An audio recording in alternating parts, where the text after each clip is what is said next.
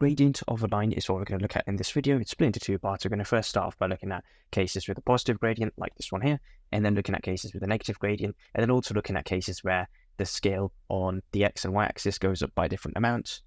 And we're going to wrap up by looking at two exam questions. So the way my videos work, I'm going to do the example on the left, which is I do. You are then going to press pause and have a go at the example on the right, which is you do. So how do you find the gradient of a line? So to find the gradient of a line, I would first recommend picking some good points on the line. Now, what do I mean by good points? So a good point on this line would be something like this. It's easy to read off. So you can see this reads off as 6, 2. Okay, a bad point now, for example, would be something like, let's use a different color. This would be a bad point because it's halfway through. You ideally want to avoid something like that. If you can pick an easy point, pick an easy point. So if I just pick 2 easy points, in fact, I'll draw all the easy points on that I can see. So these are all the easy points. Now you pick any two. Okay, you can pick this one and this one, or you can pick this one and this one. You can pick any two. Okay, so I'm going to pick these two and draw a triangle. I'm going to pick that one and that one. Now all you need is the height of the triangle and the width. So the height of the triangle is this here. So how high is one square? Now if I look from down here, if I look at this square here, it's easy to start at 0. I can see that the height of each square is 2. And I can see that the width of each square is 1. So the height of each square is 2, and the width of each square is 1. Okay, you need to be clear on where the numbers came from. You can always start by looking at 0, and that'll give you an idea of how wide each square is and how high each square is. And now you just divide the two numbers. So you do the height divided by the width. So we call it rise over run, and the answer is 2. So to find the gradient of a line, the answer here is 2. All you do is you pick 2 points, you draw a triangle, and then you write down the height and the width, and you divide the height by the width. Okay, this is called the run by rise, and that tells you the gradient. Now, the gradient is basically how steep the line is. So the steepness of this line is 2. Now, if you had a flat line like this has a gradient of 0 because there's no steepness. So the gradient tells you how steep a line is. The steeper the line is, the greater the gradient. So looking at the example on the right, hopefully you've pressed pause and had a go. So you pick 2 points on the line. So I'm going to pick that one, and let's go with that one there. I'm then going to draw my triangle. And now I'm going to write down the size of the triangle. So I can see this is 3 squares high. So how much is that there? So from there to there is 2. So since there's 3 of them, that's going to be 6. And then how wide is the rectangle? Well, 1 square is 1 wide. So there's 2 squares here. That's going to be 2. So then I'm going to divide the height by the width. So that's 6 divided by 2. That gives me 3. So the gradient here is 3.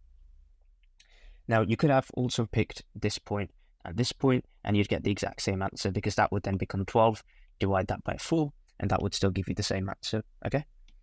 So, here's another one. Now, here you want to be a bit careful with the axis, okay? The axis here goes up by a different amount, and the axis goes up here by a different amount, okay? So that's just one to watch out for. So if we just start off by picking 2 easy points and drawing a triangle, that one, let's just go with that one. And now that, I can go down, go across. Now, what is the height of this? So I can start off by looking at, well, what is 1 square? Well, 1 square has a height of 2 and a width of 0.5. So this is going to be, well, it's 1 square, so a height of 2, width of 0.5. So the answer is just going to be the height divided by the width, and then that becomes 4. Now, you could have made your life a little bit easier here, because if you divide any number by 1, so if I had 17 divided by 1, the answer is just 17. Okay, so if we just divided by 1, so we could have just gone 2 across, because that would have given us 1 here, and then gone 4 up, and got the answer like that as well. Okay, so hopefully you've pressed pause and had a good example on the right. So here, it's worth me mentioning as well, I have linked these slides down in the comments below, so you can print them off and follow along. So pick a point there, and pick a point there. So these are the only 2 good points that I can see. So that would go there, that would go there. Now, what is the height of this? Well, there's 2 squares. So if I look at 1 square here to figure out the sizing. So if I look at 1 square here, I can see each square represents a height of 1. So that means this is going to have a height of 2. And I can see that each square represents a width of 2. So we have 1, 2, 3, 4, 5. So I'm going to do 5 times 2, and that gives me 10. And then, as usual, I'm just going to do the height divided by the width. So that's 2 divided by 10, and that just gives me 0.2. So here's some practice questions. Press pause and have a go. Here are the answers. Mark your work. Now moving on, we are looking at a negative gradient. So you can see now it's going downwards. So before the lines are going up like this in this direction, Now they're going in this direction. So this is the negative gradient. And one easy way to remember the negative gradient, if I just write the letter N, you can see when you write the letter N, the line in the middle, if I use a highlighter to highlight that in a different color, is going down. Okay, so that is how you know the gradient is negative. So you can just write the letter N to remind yourself if you need to. So the exact same approach with this, nothing changes. You pick 2 points, that one, and let's just go with that one. Now you can draw the triangle at the top, but you can also draw the triangle at the bottom as well. It makes no difference, okay? And let me just do that again. So that there. Again, it's exact same principles here. So what's the height of this? That's 2. What's the width of this? That's 2. So we're just going to do 2 divided by 2, which is 1. The final answer is -1, okay? Because this is a negative gradient. So you do everything the same, and at the end, you just stick a negative sign in front of the gradient.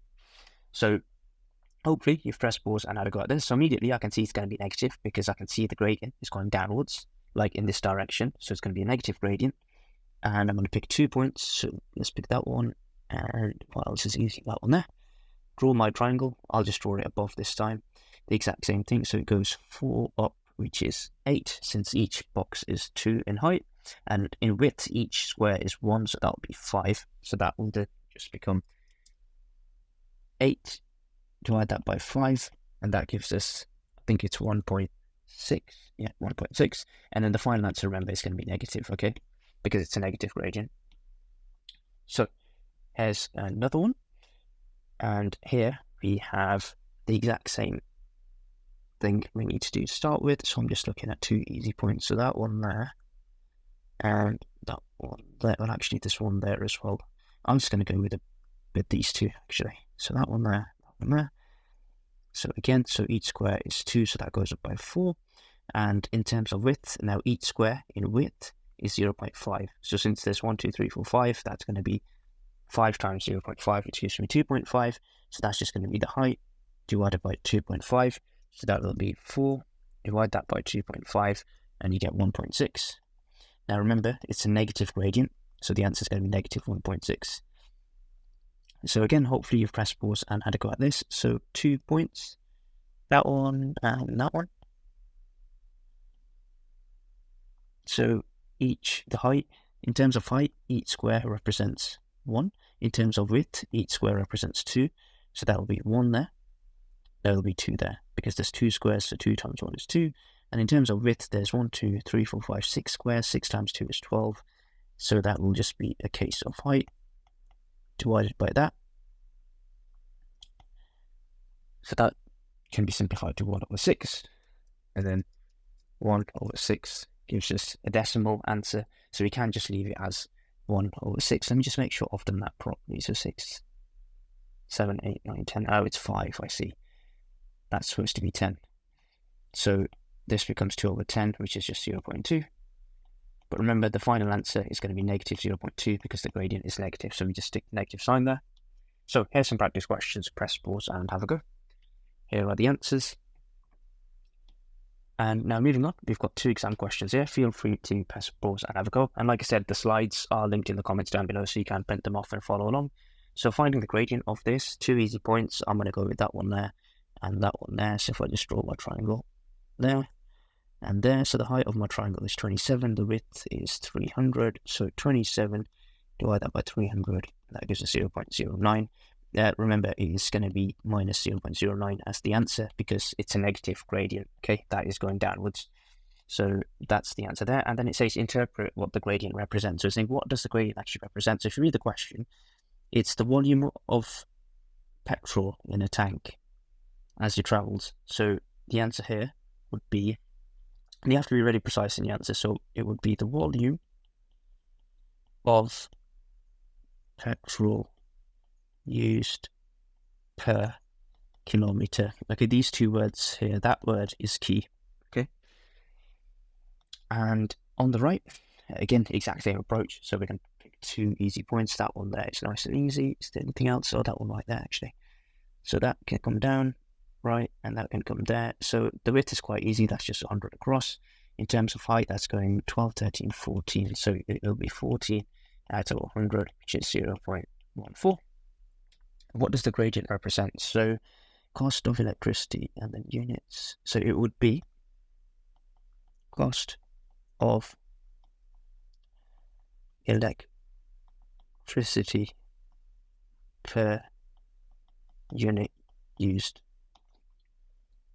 So if you would like some more practice on this, I've got a full worksheet linked down in the comments below that you can find on the website. And if you found this video useful, I've got loads of other content like this on my channel, do check it out.